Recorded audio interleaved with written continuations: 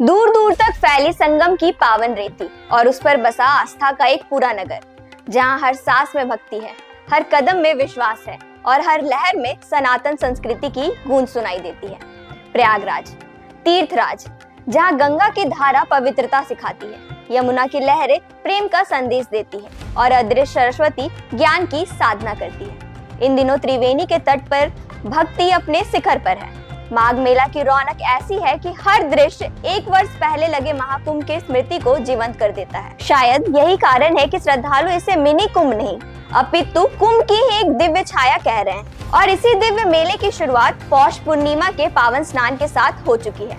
कड़ाके की ठंड भी श्रद्धालुओं के ताप के आगे नतमस्तक दिख रही है। सुबह ब्रह्म मुहूर्त से ही संगम तट पर आस्था का सागर उमड़ पड़ा है।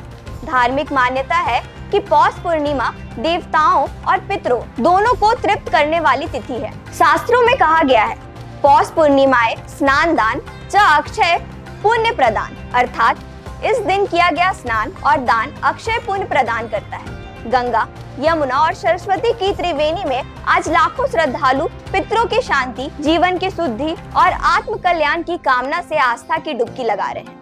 प्रशासन के अनुमान के मुताबिक आज तक 50 से 60 लाख श्रद्धालु संगम में पुण्य स्नान कर चुके हैं।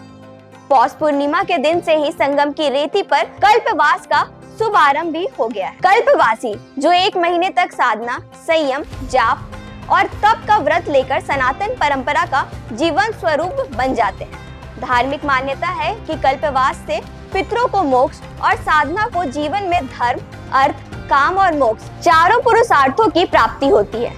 माघी पूर्णिमा तक चलने वाले इस महापर्व में करोड़ों श्रद्धालुओं के शामिल होने की उम्मीद है। दान, स्नान और व्रत तीनों का अद्भुत संगम मानव जीवन को आत्मिक शुद्धि की ओर ले जाता है।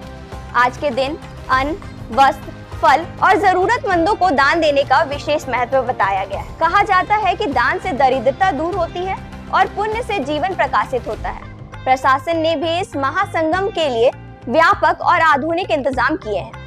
8 किलोमीटर लंबा स्नान घाट, AI युक्त CCTV, ड्रोन निगरानी, NDRF, SDRF, जल पुलिस और गोताखोर हर व्यवस्था श्रद्धालुओं की सुरक्षा में तत्पर है। ये माघ मेला 15 फरवरी महाशिवरात्रि के अंतिम स्नान पर्व तक चलेगा। अनुमान है कि 44 दिनों में 12 से 15 करोड़ श्रद्धालु इस पावन धरती पर आएंगे।